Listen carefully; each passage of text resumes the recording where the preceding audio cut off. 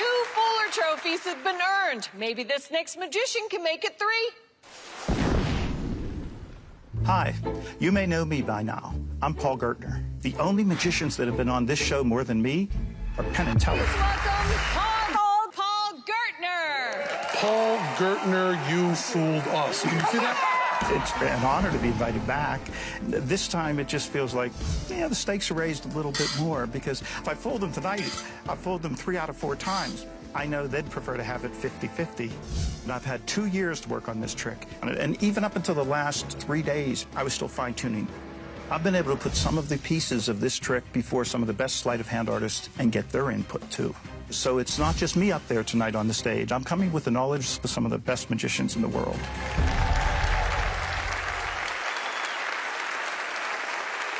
For a full-us record 4th time, please welcome back Paul Gertner. Penn, Teller, would you join me on stage? You bet. Like a hawk. We're watching you like a hawk this time. Thank you for joining me at the table this time. Now, as you know, one of the very first tricks a magician learns is what we call a pick-a-card trick, yeah? And in a pick-a-card trick, the magician shows the cards to be all different. He has someone pick a card, and then the magician has to find the card. But you see, you guys have seen thousands of pick-a-card tricks, right? So tonight I wanted to show you something a little different. I'm going to show you a pick-a-pick trick. Guitar picks. Now, Teller, I'm going to have you pick a pick, but I want to make sure it's done completely randomly.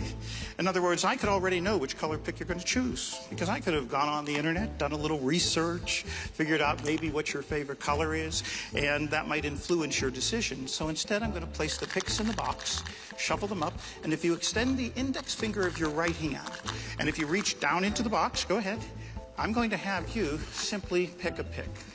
This is the hard part. That's the hard part. You got to place it right down there on the table. Now, Penn, you're going to pick a number. Okay. Between 1 and 52. Okay. I want you to choose a number that you're going to be comfortable sticking with. Okay. Do you have one? I do. And for the first time, tell me and everyone else in the audience, what number are you going to choose? 47. 47. Okay. Okay. Now, Teller, you're going to pick a card, but you're going to pick the card with the pick. So I want you to start at the top and leave that pick somewhere in the deck. So the point of the pick will determine the card you select. Okay, so just very lightly, and whenever you want, leave it go. Now, I'll separate it. We can see the card, the pick. I'm going to place your card and the pick right down there. And in fact, if you would take the pick in your hand, and I'd also like you to take this pen, and I want you to write your card on one side of the pick. So if you took a 2 of hearts, you could write 2H, okay? And I'll show it around so that you get a chance to see it, okay? And once that's done, turn the writing side down on the table. I'll give it to Penn.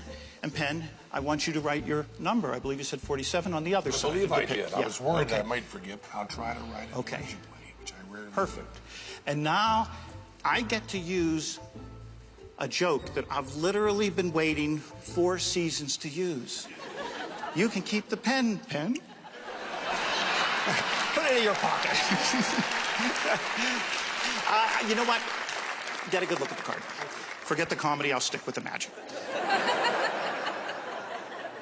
I'm going to shuffle the cards, and I'm going to continue shuffling the deck until Penn says stop. Stop! Right there. Do you want these on top or on the bottom? It's your choice. On top. On top. Now, Teller, you are now going to make one final decision. It's going to alter the outcome of this trick. Do we cut the deck or do we leave them as they are? Cut the deck. Simple. Now, let's review. Teller, you picked a pick. You used a pick to pick a card, and you then wrote your name of your card on one side of the pick. Penn, you picked a number from 1 to 52, and you wrote your number on the other side of the pick. And you're comfortable with that number? I am. Do you want to change your mind? I do not. Okay. Now, I'm going to count down 47 cards. Watch closely. I'll do it as quick as I can, but I'll be very fair. Watch. Since you said 47, 1, 2, 3, 4, 5, 6, 7, 8, 9, 10, 11, 12, 13, 14, 15, 16, 17, 18, 19, 20, 21, 22, 23, 24, 25, 26, 27, 28, 29, 30, 31, 32, 33, 34, 35, 36, 37, 38, 39, 40, 41, 42, 43, 44, 45, 46, 47. Would you agree? I'm going to place the 47 card right beside the pick. Now, Penn, if you had said a number smaller than 47, we would have landed on one of these cards, all different. If you had said a number larger, we would have landed on one of these cards, all different. And in a moment, you're going to be sitting in the center of the theater trying to figure out how this trick is done. And there are going to be 3 questions in your mind, and I'd like to address them right now. Yes, Teller? At the very beginning of the trick, I offered you the option of choosing one of 6 different colored guitar picks. You happened to choose the blue one, but it was a completely random choice on your part. Number 2, yes, gentlemen, this is an ordinary deck of cards, and you are more than welcome to examine them if you'd like. And number 3, and this is the one that just might fool you. Yes, Penn, at the very end of the trick, after you wrote your number on that guitar pick, I even asked if you wanted to change to a different number, and you could have. But you said no. So for the first time, would you turn over that guitar pick and show us the card Teller selected? It's the Jack of Diamonds. Well, there's only one question left to answer, and that is, if this card is a Jack of Diamonds, did this trick fool Penn and Teller?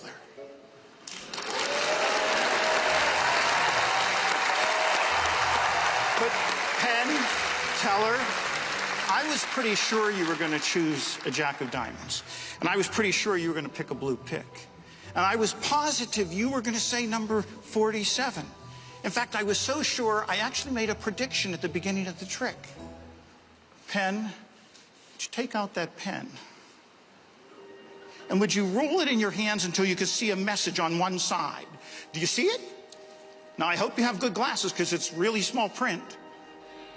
You selected a blue pick, a Jack of Diamonds, and number 47. Paul Gertner!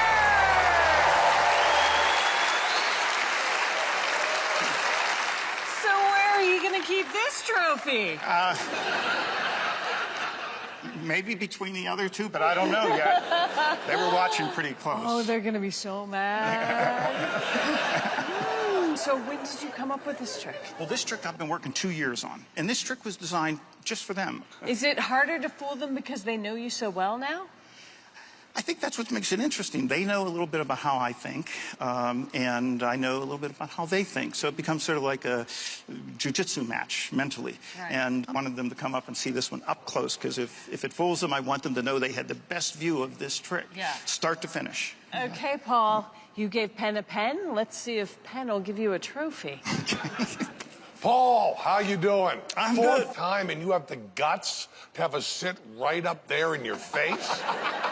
You have got the goods. You are good. You are great. And you put terror in our hearts. And also today, you have me kind of going in my own little reverie. Because you brought out those picks, you know? And I don't know if you know this or not, but I'm a bass player. And now I mostly play jazz, bebop jazz. But you may not know this, but back in the late 70s, early 80s, I played a lot of punk. I would play my electric bass, my nice Rick, and I would play with a pick, and I would use so much force, you would not believe it. Not this gentle finger plucking, but real force on that pick. It was a rough time, but now I play smoother jazz, bebop, not as rough and tough as it was there. But I'll tell you one thing, you gave me this pen, and you gave me the pen with a joke about my name. You said, here's a pen. When I was in grade school, it would be, hey, Penn, got a pencil. Hey, Penn, how's pencil? I should have an index of all those pen jokes that were told to me. I'd have over 50, maybe more than that. It was amazing. So those 2 things just rushed back on me on a nice nostalgic thing. And I want to tell you, Paul, if you did not fool us, we want to welcome you back on this show for your 5th time to try again. I also want to tell you, Paul Gertner, if you did fool us, don't ever step on that stage again. Okay, with all of that, do you think that you fooled them? Allison, You've got to work longer than 2 years on a trick to fool Penn and Teller. Oh. You guys got me. You nailed it. See you next time. I can't fool you. Well, thank you, Paul Gertner. We can't end our show until we see one from the Masters. Penn and Teller perform next.